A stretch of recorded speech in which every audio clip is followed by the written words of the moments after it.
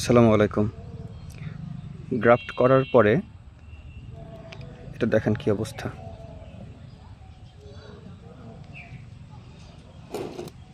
সায়ন থেকে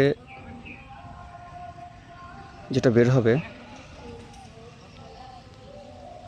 সেটা দেখেন কি অবস্থা। এখন যদি এটা কেটে না দেওয়া যায় উপরটা নষ্টই হয়ে যাবে, এই জন্য ইমিডিয়েট এটাকে কাটতে হবে।